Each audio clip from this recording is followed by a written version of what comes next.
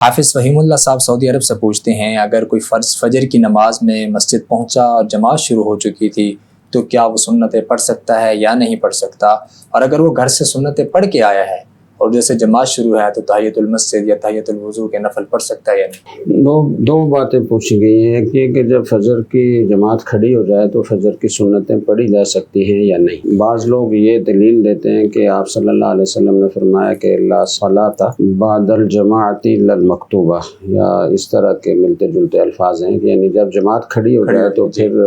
سوائے فرض نماز کے کچھ نہ پڑھا جائے۔ لیکن دوسری طرف ہم دیکھتے ہیں تو صحابہ اکرام رضی اللہ تعالیٰ عنہ میں سے کئی صحابہ اکرام سے یہ منقول ہے کہ جب فجر کی جماعت کھڑی ہوتی تھی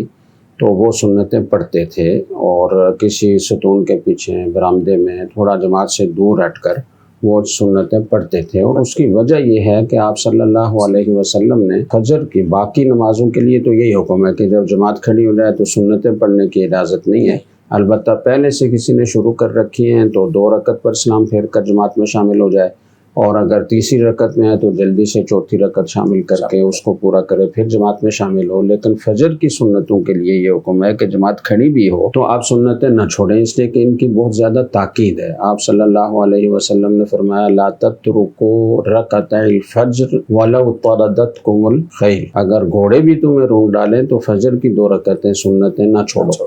تو ان کی تاکید کی بنا پر صحابہ اکرام رضی اللہ تعالیٰ عنہ میں سے حضرت عبداللہ ابن مسعود، حضرت عبداللہ ابن عمر، حضرت عبداللہ ابن عباس اور حضرت ابو درداء رضی اللہ تعالیٰ عنہم سے یہ روایات صحیح سند سے منقول ہیں کہ جماعت کھڑی ہونے کے باوجود انہوں نے سنتیں پڑھی ہیں۔ تو صحابہ اکرام کا جو عمل ہوتا ہے وہ حدیث کی تشریح اور تفصیل ہوتی ہے، اس میں تو اس کی توضیح اس سے ہو رہی ہوتی ہے۔ یہ نہیں ہو سکتا کہ صحابہ اکرام سنت کے خلاف کریں، تو اس لیے اس کو سنت کے خلاف سمجھنا اور اس کو بالکل ممنوع قرار دینا ٹھیک نہیں ہے۔ حنفی مسلک میں یہ ہے کہ بہت سارے فقہا نے یہ لکھا ہے کہ اگر دوسری رکعت میں شامل ہونے کا ظن غالب ہو تو فجر کی سنتیں پڑھیں، اور متاخرین حنفیہ نے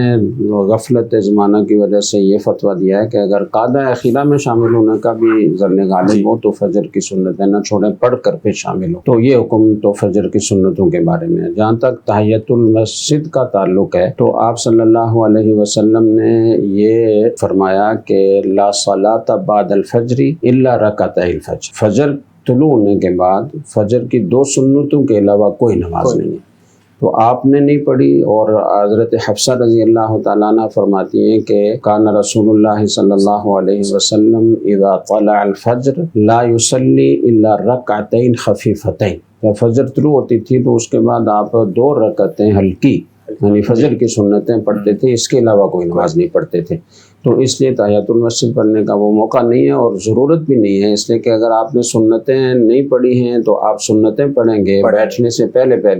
تو وہی تحیۃ المسجد بن جائے گی، اور اگر آپ سنتیں گھر پڑھ کر آئے ہیں، فرض میں شامل ہو رہے ہیں تو آپ فرض پڑھیں گے، اس میں تحیۃ المسجد کی نیت کر لیں گے تو تحیۃ المسجد ادا ہو جائے گی۔ تو اس لیے الگ سے تحیۃ المسجد پڑھنے کی ضرورت نہیں ہے۔ ایسے وقت میں تحیۃ المسجد یا کوئی بھی نفل پڑھنا مکروہ ہے۔